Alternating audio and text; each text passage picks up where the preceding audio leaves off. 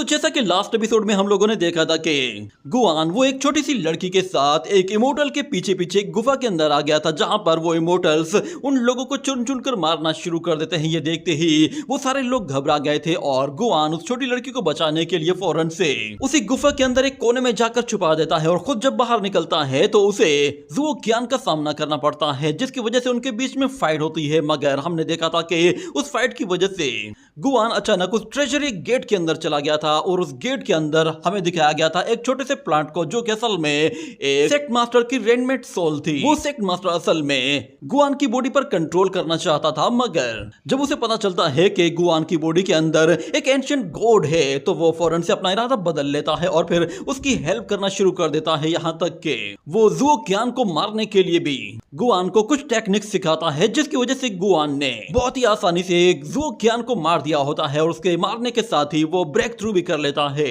और वो लोग फौरन से वहां से टेलीपोर्ट होकर एक अलग ही जगह पहुंचते हैं। और यहाँ पर हमें थोड़ा सा फ्लैशबैक का सीन दिखाया जाता है और हमें सोल रेंडरिंग सेक्ट के बारे में बताया जाता है कि इस सेक्ट के 4 मेन हॉल्स हैं और उनमें से एक हॉल मास्टर, जिसे कोल्ड क्रो कहा जाता है, उसकी कल्टीवेशन असल में 6 डिजायर डिमोनिक कल्टीवेशन है और सिर्फ उसके कपड़े ही डार्क नहीं हैं बल्कि उसकी कल्टीवेशन भी उसके कपड़ों से ज्यादा डार्क है। वो अपने सेम कल्टीवेशन लेवल के वॉरियर को बहुत ही आसानी से अपनी डिजायर्स के जरिए कंट्रोल कर सकती है और उन्हें तब तक कंट्रोल करती है जब वो उसके फायदे के लिए काम करते रहते हैं। जब वो उन्हें फायदा नहीं पहुंचा पाते तो वो लड़की उन्हें मार डालती है। यहाँ पे हमें दिखाया जाता है कि वो लड़की एक बंदे को कंट्रोल करती है और उसकी सोर्ड के साथ वो बाकी सारे कल्टीवेटर्स को मार डालती है, यहाँ तक कि उस कल्टीवेटर को खुद भी पता नहीं चलता कि वो क्या कर रहा है। और फौरन से उस लड़की की तरफ आगे बढ़ते हुए कहता है कि तुम्हारा हस्बैंड सिर्फ मैं ही बनूंगा, इसीलिए प्लीज मुझे एक्सेप्ट कर लो, मैं तुम्हारे लिए कुछ भी करने के लिए तैयार हूँ, यहाँ तक कि मैं तुम्हारा वफादार कुत्ता बनकर रहूंगा। ये कहकर वो उसके पैरों को सूंघना शुरू कर देता है, जिस पर वो लड़की उसे लात मारते हुए पीछे उठाकर फेंकती है और कहती है अगर ऐसा है तो फिर आज से तुम मेरे कुत्ते बनकर रहोगे। ये कहने के साथ जैसे ही वो अपनी डिजायर टेक्निक को उसके ऊपर से रिलीज करती है तो वो बंदा ये देखकर हैरान हो जाता है कि उसने खुद अपने हाथों से अपने ही साथियों को खत्म कर दिया था। ये देखकर उससे वो गम बर्दाश्त नहीं होता, इसलिए वो उसी सोर्ड को उठाकर अपनी ही गर्दन पर रखता है और फिर खुद का ही गला काट देता है। और हमें यहाँ पर बताया जाता है कि लड़की अगर किसी पर भी अपना डिमोनिक आर्ट कास्ट कर ले तो उसके बाद वो बंदा कुछ भी नहीं कर सकता। अब उसे ऐसे बंदे की जरूरत है जो कि उसकी 6 डिजायर फाउंडेशन को अब उसके एस्टेब्लिशमेंट लेवल तक पहुंचा सके। अगर उसे कोई ऐसा बंदा मिल जाता है तो वो सोल रेंडरिंग सेक्ट की सबसे पावरफुल सेक्ट मास्टर बन सकती है। और अब हमें प्रेजेंट का सीन दिखाया जाता है जहां पर बहुत सारी लड़कियां यहाँ पर लड़कों का दिल बहला रही होती हैं और अचानक से यहाँ पर गुआन उस पोर्टल के जरिए नीचे आ गिरता है। उसकी फिजिकल बॉडी को देखने के बाद वो हॉल मास्टर उसकी तरफ अट्रैक्ट होती है। उसकी फिजिकल बॉडी को देखते हुए वो लड़की समझ गई थी कि इसमें कुछ खास बात है, इसीलिए वो उठकर उसकी तरफ आती है और इससे पहले कि गुआन खुद को संभाल पाता अचानक से वो लड़की अपने एक इल्यूजन का इस्तेमाल करते हुए उसे अपने डिमोनिक आर्ट में फंसा देती है, जिससे गुआन बहुत ही आसानी से उसके 6 डिजायर इल्यूजन के अंदर चला जाता है। और वो लड़की उससे कहती है चलो मेरे पास आओ। वो सेक्ट मास्टर उससे कहता है ऐसा मत करो, उस लड़की ने तुम्हें अपने जाल में फंसा लिया है। मगर गुआन देखता है कि उस लड़की ने तो अपने ऊपर मौजूद वो चादर भी हटा दी है, जिससे वो सेक्ट मास्टर भी खुद को कंट्रोल नहीं कर पा रहा था। यहाँ तक कि गुआन वो खुद को कंट्रोल करने के बजाय अब उसकी तरफ आगे बढ़ने लगा था, जिस पर वो खुद भी सरप्राइज होता है कि ये मेरे साथ हो क्या रहा है। मगर वो लड़की उसके बेहद करीब आ जाती है और वो सेक्ट मास्टर उसे बार बार होश में लाने की कोशिश करता है कि बच्चे ऐसा मत करो, तुम उसकी डिजायर टेक्निक में फंस गए हो। मगर वो लड़की उसके करीब आती है और कहती है चलो मुझे सेटिस्फाई करो। ये कहने के बाद गुआन जैसे ही उसके करीब आता है तो वो उसे किस करने की कोशिश कर रहा था और उस लड़की को आइडिया ही नहीं था कि अचानक से गुआन वो खुद पर दोबारा से कंट्रोल ले लेता है और उस लड़के को गले से पकड़कर पानी में गिरा देता है, जिस पर वहां मौजूद सब लोग हैरान हो जाते हैं। यहाँ तक कि उस सेक्ट मास्टर को भी आइडिया नहीं था कि ऐसा कुछ हो जाएगा और ऊपर से वो लड़की वो भी बिल्कुल हैरान थी कि इस पर मेरी डिजायर टेक्निक का असर नहीं हो रहा। लगता है इसके दिल में लव को लेकर कोई भी फीलिंग्स नहीं, पर ये कुछ देर पहले मुझे इसे क्यों घूर रहा था। और हमें दिखाया जाता है गुआन के इस एक्शन के बाद सब लोगों के तोते ही उड़ जाते हैं कि अचानक से क्लाउड हॉल मास्टर के साथ ये सब क्या हो गया। और यहाँ गुआन कहता है बाल बाल बचा, इस लड़की ने तो मुझे कंट्रोल कर लिया था। मगर वो सेक्ट मास्टर से कहता है बच्चे तुमने तो कमाल ही कर दिया, इस लड़की का cultivation level foundation establishment level है और उसके बावजूद भी तुमने उसे इतना जोर से पछाड़ा है कि मुझे लगता है अब वो बदला लेने के लिए दोबारा खड़ी होगी और तुम्हारी चमड़ी उधेड़ देगी। यहाँ वो लड़की दोबारा से खड़ी हो जाती है और सब लोग उसकी बॉडी को देख रहे होते हैं, जबकि गुआन को और उस सेक्ट मास्टर को अपनी जान की पड़ी हुई थी। अचानक से बीच में एक लड़का आता है और वो गुस्से में आते हुए गुआन से कहता है तेरी हिम्मत कैसे हुई ऐसा करने की, तू जानता भी है कि वो सेक्ट मास्टर है। मगर वो लड़की उस बीच में आने वाले बंदे को उठाकर छत पे दे मारती है और कहती है तुम अपने काम से काम रखो। वो आहिस्ता आहिस्ता अब गुआन की तरफ आगे बढ़ने लगती है और उसका इंटरेस्ट अब पहले से भी ज्यादा बढ़ गया होता है। वो उसे छूते हुए कहती है तुम सच में बाकियों से बिल्कुल अलग हो। गुआन उसे अपने आप से दूर हटाने की कोशिश करता है मगर वो लड़की उसका हाथ पकड़कर उसे कंट्रोल कर लेती है और कहती है चलो तो फिर शुरू करते हैं। ये कहने के साथ वो उसे पकड़कर किस करते हुए उसके हाथों को पकड़ लेती है, जिस पर गुआन भी बिल्कुल बेबस हो जाता है और वो लड़की उसे सर से पकड़ते ही पानी के अंदर डुबा देती है और पानी के अंदर भी वो लोग अपना रोमांस कंटिन्यू करते हैं। और हमें कुछ देर बाद का सीन दिखाया जाता है जब हम उस लड़की को और गुआन को देखते हैं तो दोनों एक दूसरे से दूर खड़े हुए थे और वो लड़की कुछ अजीब तरह से रिएक्ट कर रही होती है। ये देखकर गुआन खुद भी बिल्कुल हैरान हो गया था, जबकि वो सेक्ट मास्टर उसे बताता है कि इसकी कल्टीवेशन असल में डिजायर कल्टीवेशन है और उसने तुम्हारे साथ अपनी वो डिजायर कंप्लीट कर ली है। इसका मतलब है अब इसकी कल्टीवेशन ग्रो होने वाली है। और वो लड़की उन लोगों से कहती है मेरी 6 डिजायर कल्टीवेशन जो कि लव कल्टीवेशन थी फाइनली उसके ब्रेक थ्रू के साइंस शो हो गए हैं। और वो गुआन की तरफ देखते हुए दिली दिल में कहती है क्या यही वो लड़का है जिसकी मुझे तलाश थी। ये कहते ही वो पानी से बाहर जाती है और दोबारा से अपने कपड़े पहनती है और गुआन को भी पानी से बाहर निकालती है और उसकी चेस्ट पर एक पेपर स्प्रे लगा देती है, जिस पर गुआन कहता है ये सब क्या है।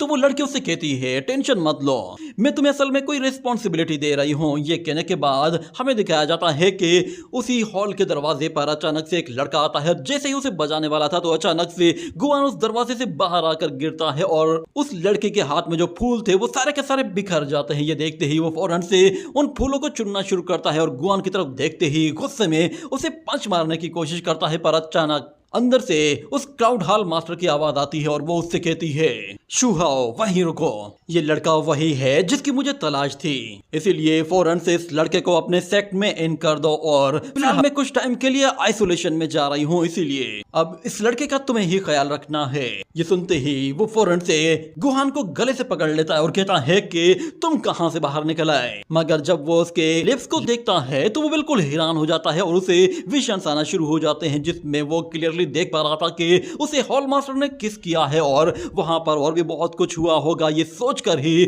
उसका दिमाग खराब होने लगता है और वो कहता है कि बस बस बहुत हो गया, मैं कुछ भी नहीं सुनना चाहता। ये लड़का सिर्फ और सिर्फ की रिफाइनमेंट के सेकंड लेवल पर है और उसके बावजूद भी ये हॉल मास्टर के साथ रातें रंगीन कर रहा है, जबकि हॉल मास्टर ने आज से पहले किसी को भी इतने अच्छे तरीके से ट्रीट नहीं किया, यहां तक कि मैंने न जाने कितनी बार कोशिश की है, पर बदकिस्मती से ये लड़का मेरे हाथ आ गया है तो मैं इससे सारा हिसाब किताब चुकता करूंगा। वो गुहान से कहता है चलो मेरे साथ, मगर गुहान कहता है कि कहां जाना है। ये सुनते ही वो बंदा फौरन से अपनी बॉडी से एक जोरदार एनर्जी और रिलीज करता है, जिससे गुहान को पीछे धकेल देता है और कहता है मैंने जो कहा है वही करो, कहीं मुझे गुस्सा आ गया तो फिर तुम शायद नहीं बच पाओगे। ये कहने के बाद गुहान चुप हो जाता है और उसके पीछे पीछे चला जाता है और अगले सीन में हमें दिखाया जाता है कि वो उसे सोल रेंडरिंग सेक्ट के एक हेडक्वार्टर में लेकर आता है, जहां पर वो उसे रजिस्टर कराना चाहता था। और वो सेक्ट मास्टर उससे कहता है क्या तुम भागने की कोशिश कर रहे हो या नहीं, जिस पर गुआन कहता है कि क्या मुझे भागना है, मैं भला ऐसा क्यों करूंगा, मैं यहाँ पर रहकर अपना कल्टीवेशन और भी स्पीड के साथ ग्रो कर सकता हूँ क्योंकि यहाँ पे इविल लोग तो भरे पड़े हैं। ये सुनकर वो सेक्ट मास्टर कहता है सच में बच्चे तुम काफी तेज हो, जबकि शुहा उसे बताता है कि हमारा सोल रेंडरिंग सेक्ट वो 4 हॉल्स में डिवाइडेड है और हम लोग बिजनेस करते हैं और इस बिजनेस का सारा पैसा इन 4 हॉल्स को जाता है। पहला हॉल है पॉइजन हॉल, दूसरे को स्पैरो शेडो हॉल कहते हैं और तीसरे का नाम है पर्ज हॉल। सुनकर वो लोग कहते हैं अच्छा तो फिर इस हॉल का क्या नाम है। ये कहने के बाद वो अपने सामने एक दरख्त को देखते हैं जो कि थोड़ा सा टेढ़ा होता है और उसके सिर्फ एक साइड से ही कुछ हरी भरी पत्तियां होती हैं और बाकी साइड से वो सूखा हुआ होता है, जिस पर शुहाओ ने कहता है इसे क्रूक ट्री वुड हॉल कहा जाता है। और यहाँ पे हमें बताया जाता है कि स्पैरो शैडो हॉल को कोल्ड क्रो लेडी चलाती है, जिसे हम लोगों ने इस एपिसोड के शुरू में देखा था। इन लोगों का काम होता है सिर्फ और सिर्फ उन लोगों को मारना जिनकी बॉडी पर डेथ मार्क अपीयर होते हैं। यहाँ पे हमें दिखाया जा रहा होता है एक कल्टीवेटर एक ओल्ड मैन को घसीटते हुए ले जा रहा था और वो ओल्ड मैन उन लोगों से कह रहा होता है आखिर मेरे साथ ये सब क्यों किया जा रहा है और मेरा दूसरा पार्टनर कहाँ है। हम लोगों ने वादा किया था कि हम लोग हिडन रियल्म्स को एक्सप्लोर करेंगे। इतने में उसे एक लड़की की आवाज सुनाई देती है। वो उसे बता रही होती है कि असल में तुम्हारे उस पार्टनर ने एक हिडन सीक्रेट रियलम को ढूंढ लिया है, मगर वो वहां पर अकेले जानने से काफी ज्यादा डर रहा था, इसीलिए उसने मुझे आकर कहा कि मैं उसके साथ जाऊं। ये देखने के बाद गुआन यहाँ पर शुहाओ से कहता है आखिर उन लोगों ने इसे क्यों पकड़ा हुआ है और ये उसके साथ क्या करने वाले हैं। तो शुहाओ कहता है ये बंदा हमारे साथ स्कैम करने की कोशिश कर रहा था, मगर हमें दिखाया जाता है नीचे बैठे हुए लोग अपनी कल्टीवेशन के बजाय अपने आप को खूबसूरत बनाने में ज्यादा ध्यान दे रहे थे। ऐसा लग रहा था कि शायद वो लोग हॉल मास्टर को किसी तरह इंप्रेस करना चाहते हैं। और फिर वहां पे हमें दिखाया जाता है शुहाओ उसे एक पेपर देते हुए कहता है कि इसे फिल करो और कल से तुम अपना काम शुरू कर सकते हो। मगर गुआन देखता है कि उस पेपर में हर जगह फीस लिखी हुई है। वो जिस भी कैटेगरी में अपना फॉर्म फिल करेगा उसके लिए उसे पैसे देने पड़ेंगे, जिस पर गुआन कहता है मेरे पास तो फिलहाल फूटी कौड़ी भी नहीं है, मैं कहां से पैसे दूंगा। तो शुहाओ कहता है कोई बात नहीं, इसका भी हल है मेरे पास, चलो मेरे साथ आ जाओ, मैं तुम्हें कुछ पैसे लेकर देता हूँ। वो उसे असल में बिजनेस असेंशन लोन हॉल की तरफ लेकर जाता है जिसे एक हॉल मास्टर जीयू रन करती है। और शुहाओ कहता है चलो इस मिरर के सामने खड़े हो जाओ। जैसे वो उस मिरर के सामने खड़ा होता है तो वो मिरर उसके फेस को स्कैन करके डिटेक्ट करता है और उसकी आइडेंटिटी को वेरीफाई करने के बाद उसके लिए एक लोन अप्रूव कर लेता है, जिसमें उसे कुछ स्पिरिट स्टोन्स मिलने थे। जैसे ही वो स्पिरिट स्टोन्स का बैग उसे मिलता है तो शुहाओ फौरन से उसे उठाता है और उसके अंदर से कुछ पैसे निकालकर अपने पास रख लेता है और कहता है कि ये लो, इसके अंदर तुम्हारा एक स्पिरिट स्टोन मौजूद है। मगर गुआन कहता है मैंने क्लियरली सुना था मुझे 10 स्पिरिट स्टोन मिले हैं। मगर शुहाओ कहता है 4 तो तुम्हारे सिर्फ एडमिशन के प्रोसेसिंग में जाएंगे और 5 स्पिरिट स्टोन तुम्हारे हॉल मास्टर्स के पास जाएंगे, क्योंकि तुम उस हॉल से सही सलामत बाहर निकले थे तो उसके लिए तुम्हें कुछ तो पे करना पड़ेगा। और जाते जाते वो उससे कहता है कि एक बात अच्छी तरह से याद रखना कि तुम्हें नेक्स्ट मंथ फुशी हॉल को इन 10 स्पिरिट स्टोन के सूद के पैसे भी देने हैं। हर महीने एक स्पिरिट स्टोन आकर यहाँ जमा करवाना होगा। ये सुनते ही वो सेक्ट मास्टर गुस्से में आकर कहता है अच्छा तो पता चला कि सोल रेंडरिंग सेक्ट इतना अमीर क्यों है। ये लोग अपने ही डिसाइपल्स के पैसे गलत तरीके से लेते जा रहे हैं, जिससे ये लोग अमीर होते जा रहे हैं और उनके सेक्ट के डिसाइपल सारे गरीब हैं। जाते जाते गुआन उससे कहता है तुम एक महीने में कितना कमा लेते हो। तो शुहाओ कहता है ये मेरी कमाई नहीं है, ये तो मेरा कमीशन है। जिस पर गुआन कहता है अगर मैं पैसे वापस ना कर पाया तो फिर क्या होगा। तो शुहाओ कहता है कोई मसला ही नहीं, अगर तुम पैसे नहीं दे पाए तो इसका भी बहुत ही आसान हल है। वो लोग असल में उन लोगों को बहुत ही बुरी तरह से टॉर्चर करते हैं जो लोग पैसे वापस नहीं कर पाते, क्योंकि पैसे लेने का काम सिर्फ और सिर्फ पर्ज हॉल करता है। तो सारे के सारे लोगों को फिर पर्ज हॉल में भेजा जाता है जहां पर एल्डर ही वो खुद से ही सब लोगों को पनिश करती है। और जो लोग ज्यादा लंबे टाइम तक पे नहीं कर पाते तो फिर उन्हें मारकर उनकी बॉडी से उनके बॉडी पार्ट्स निकालकर उन्हें बेचकर उन पैसों की सारी भरपाई कर दी जाती है। ये देखकर गुआन कहता है अब पता चला कि ये सब कुछ सिर्फ मेरे अपने विलेज में नहीं हो रहा बल्कि ये हर जगह चल रहा है। जब भी स्पिरिचुअल एनर्जी ड्राई हो जाती है तो उसे दोबारा से यूज करने के लिए लोग दूसरों की स्पिरिचुअल एनर्जी को कंज्यूम कर रहे हैं। और शुहाओ कहता है अगर तुम्हें पैसे कमाने हैं तो मैं तुम्हें एक और रास्ता बताता हूँ। इतना कहने के बाद वो उसे फौरन से एक गैम्बलिंग शॉप पर लेकर आता है। इस गैम्बलिंग शॉप को हॉल मास्टर पी रन करती है और हमें बताया जाता है कि यहाँ पर चारों के चारों हॉल मास्टर्स अपने बिजनेस को प्रमोट करने में लगे हुए हैं, ना कि कल्टीवेशन को ग्रो करने में। और शुहाओ से बताता है कि तुम्हारे एक स्पिरिट स्टोन तो मौजूद है ना, तुम यहाँ पे अपना लक आजमा सकते हो, है तुम्हारी अच्छी खासी लॉटरी निकल आए। मगर वो सेक्ट मास्टर उसे फौरन से वार्न करता है और कहता है कि गैम्बलिंग में 10 में से 9 लोग हमेशा हार जाते हैं और जो बंदा 10वां होता है वो खुद असल में उस गैम्बलिंग का ओनर होता है। और वो शख्स जो कि तुम्हें तुम्हें ये आइडिया दे रहा है वो शख्स असल में खुद इनके साथ मिला हुआ होता है। मगर गुआन को यहाँ पर लुवो की दिखाई देती है, जिस पर वो काफी सरप्राइज होता है और लुवो की उसे देखते ही पहचान जाती है कि ये गुआन है।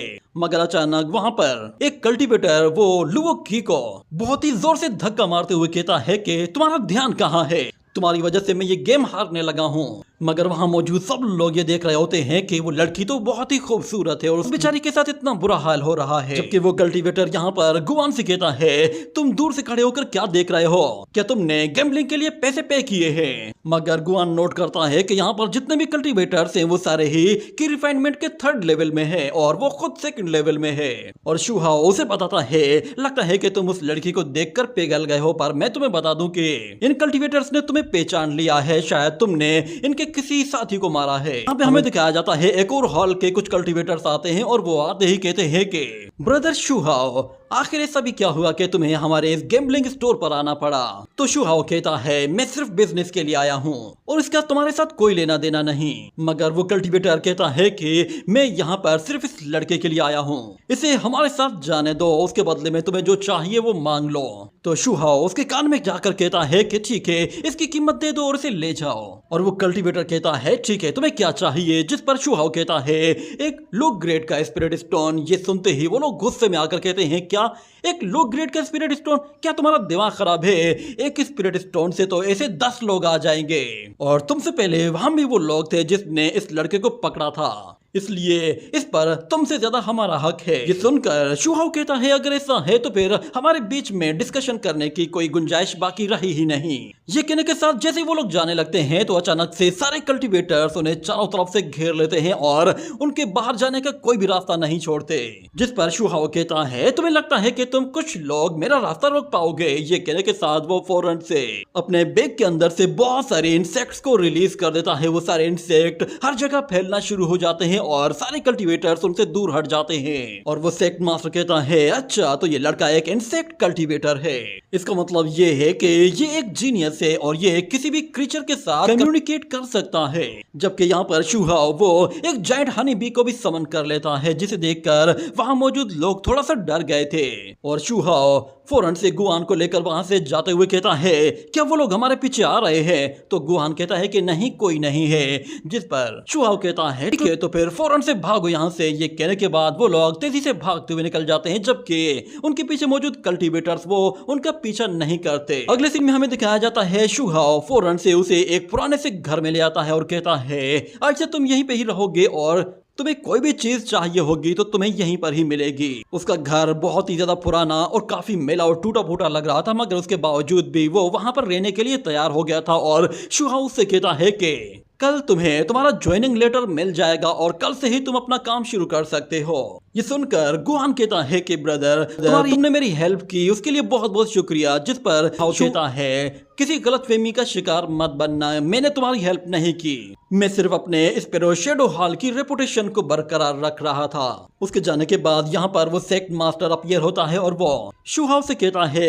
मेरे ख्याल से हमें इस जगह के बजाय किसी और जगह जाकर रुकना चाहिए, क्योंकि तुम अभी भी यहाँ पर सेटल नहीं हुए हो और ऑलरेडी तुमने यहाँ पर कुछ दुश्मन बना लिए हैं, इसलिए यहाँ पर रुकना तुम्हारे लिए काफी ज्यादा खतरनाक हो सकता है। मगर यहाँ गुआन वो अब भी उस एंशिएंट गॉड के बारे में कह रहा होता है कि उस एंशिएंट गॉड के एक हाथ पर मेरा टारगेट मार्क अपीयर हुआ है और दूसरे हाथ पर भी कोई मार्क बना हुआ है। और जब मैंने ज़ोकियान को मारा था तो वो 3rd की रिफाइनमेंट लेवल में था और उसे मारने के बाद मेरा कल्टीवेशन लेवल भी 3rd रियलम में चला गया था। जब से मैंने एंशिएंट गॉड कल्टीवेशन को अपनाया है उसके बाद से मैंने बहुत ही तेजी से अपना कल्टीवेशन गैप कंप्लीट कर लिया है।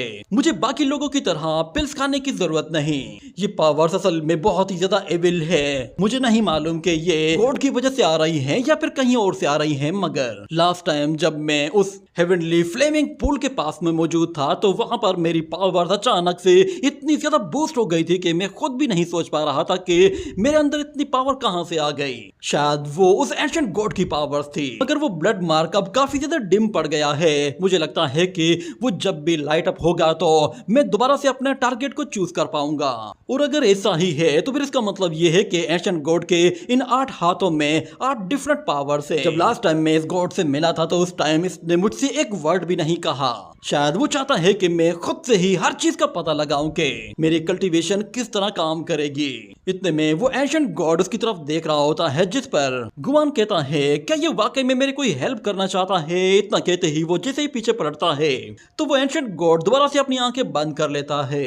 और यहाँ पर वो सेक्ट मास्टर गुआन से कह रहा होता है कि अगर तुम्हें सब कुछ अच्छी तरह से याद है कि यहाँ का मैप कैसा है तो इसका मतलब है कि तुम यहाँ से इजीली भाग सकते हो। और गुआन उसे समझाता है कि अभी लुओ की वो यहाँ पे ट्रैप्ड है, इसलिए हमें पहले उसे सिक्योर करना होगा। एक मर्तबा उसे वहां से निकाल लूं तो उसके बाद मैं उसे किसी सिक्योर जगह पर छोड़ाऊंगा और फिर यहाँ पर रहकर ही अपनी कल्टीवेशन को तेजी से ग्रो कर पाऊंगा।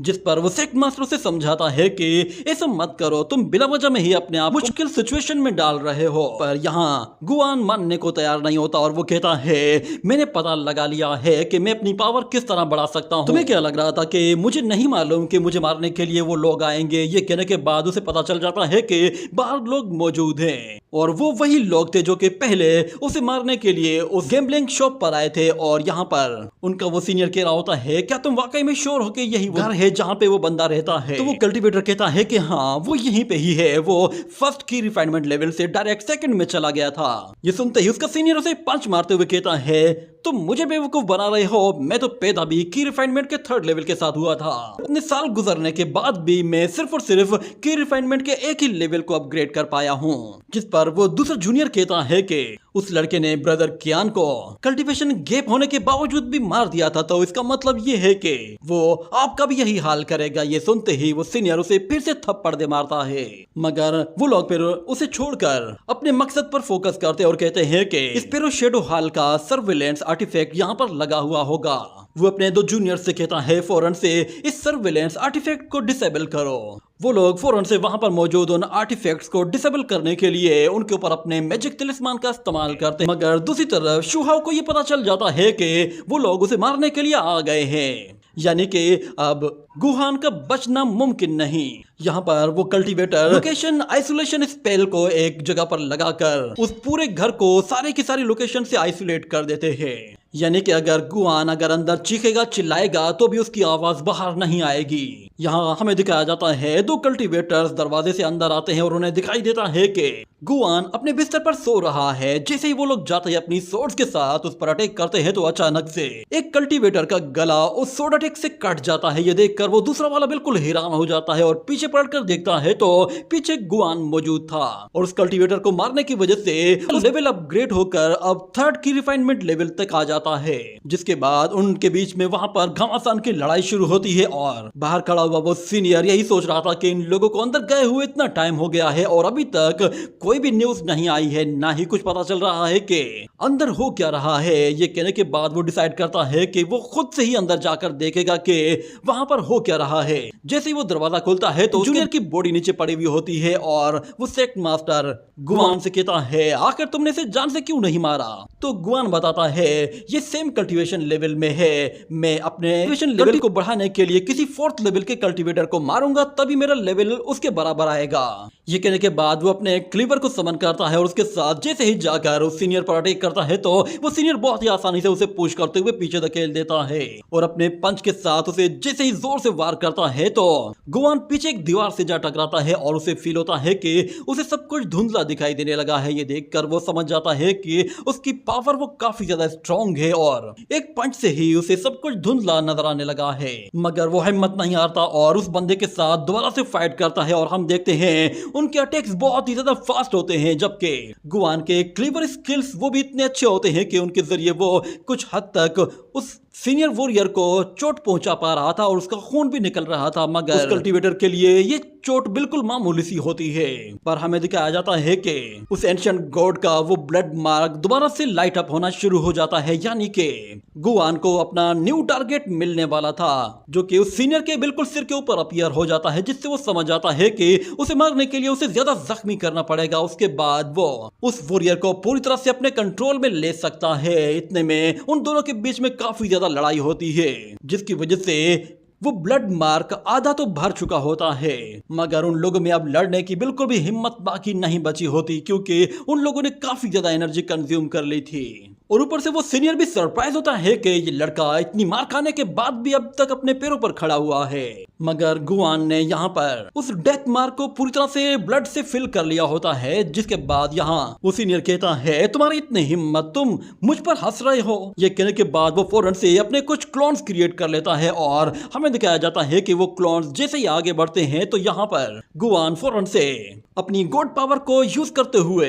एग्जीक्यूशन चैम्बर को समन कर लेता है, जिसकी वजह से वो सीनियर फौरन से उसके इल्यूजन के अंदर चला जाता है और गुआन एक गन निकालकर सीधा उसके मुंह के अंदर डाल देता है, जिस पर वो खुद भी हैरान हो गया था। मगर यहाँ गुआन उससे कहता है, मुझे बताओ कि वो लड़की लुवो की तुम्हारी वजह से ही उस कंडीशन में पहुंची है, तुम ही उसे वहां पर लेकर गए थे और मुझे तुम्हारे बारे में ये भी मालूम है कि तुम्हें लड़कियों को टॉर्चर करने में बड़ा मजा आता है। इतना कहते ही वो उसका नाम पुकारते हुए कहता है, हान रूलिन, तुम अब मरना डिजर्व करते हो। ये कहते ही वो फायर कर देता है तो हान रूलिन वहीं पर ही चारों शाने चित हो जाता है और फोर्थ लेवल के वॉरियर को मारने की वजह से गुआन का अपना कल्टीवेशन लेवल अपग्रेड होकर फोर्थ लेवल ऑफ की रिफाइनमेंट में अपग्रेड हो जाता है। ये देखकर वो एंशिएंट गॉड भी हल्की सी स्माइल करता है, जैसे कि उसे गुआन का काम बहुत पसंद आ रहा है। और हमें यहाँ पर 9 हेवन मार्क को भी दिखाया जाता है, जिसमें से 3 मार्क फिल हो चुके होते हैं। और गुआन कह रहा होता है कि मुझे ऐसा फील हो रहा है कि जैसे मैं जब भी ब्रेक थ्रू करने के लिए किसी टारगेट के बारे में सोचता हूँ तो ये एंशिएंट गॉड उसे ऑलरेडी लॉक कर लेता है, और जैसे ही मैं उस डेथ मार्क को ब्लड से फिल कर लेता हूँ तो उसके बाद फिर चाहे वो कितना भी हाईएस्ट लेवल का कल्टीवेटर क्यों ना हो, मैं उसे एग्जीक्यूशन चैम्बर में ले जाकर बहुत ही आसानी से मार सकता हूँ। हो सकता है कि शायद यही इस गॉड की पावर हो, मगर मालूम नहीं कि इस गॉड के सेकंड पाल्म में किस चीज का मार्क बना हुआ है। इतना कहते ही वो एंशिएंट गॉड अपना हाथ हिलाता है तो उस पानी के अंदर से एक बहुत बड़ा गेट अपीयर होता है, जिसके ऊपर 9 हेवन लिखा हुआ था। और गुआन को याद आता है कि उस गॉड ने उसे पहले भी बताया था कि उसे 9 हेवन गेट को अनलॉक करना है, जिसके बाद वो अपनी एक विश कंप्लीट कर सकता है। और गुआन को अपने अगले टारगेट के बारे में भी पता चल जाता है कि नेक्स्ट टारगेट कौन होगा। जबकि दूसरी तरफ हमें दिखाया जाता है कि शुहाओ वो पलट कर वापस आता है। उसे लगा था कि शायद अब तक गुआन मर चुका होगा, इसीलिए वो अब उसकी डेड बॉडी ले जाकर हॉल मास्टर को दिखाएगा। मगर जैसे ही वो दरवाजा खोलता है तो उसके भी तोते उड़ जाते हैं, क्योंकि गुहान बिल्कुल सही सलामत अपने बिस्तर पर लेटा हुआ कोई किताब पढ़ रहा था। ये देखकर वो दिल ही दिल में कहता है, लगता है हॉल मास्टर का हस्बैंड बनने का ख्वाब हमेशा अधूरा ही रह जाएगा। वो गुहान से कहता है कि तुम जिंदा हो, ये कैसे पॉसिबल हो सकता है। जिस पर गुहान कहता है कि क्या हुआ ब्रदर, तुम दोबारा से लौट आए, लगता है तुम्हें मेरी बहुत परवाह है। मगर शुहाओ कहता है, मुझे बताओ कि आखिर ये तुम्हारे पैरों के नीचे क्या है। तो गुआन कहता है, ये मेरे पैर ही है। मगर देखकर ऐसा लग रहा था कि उसने अपने पैरों के साथ कोई चीज छुपाई हुई है। इसी के साथ ये एपिसोड यहीं पे ही एंड हो जाता है।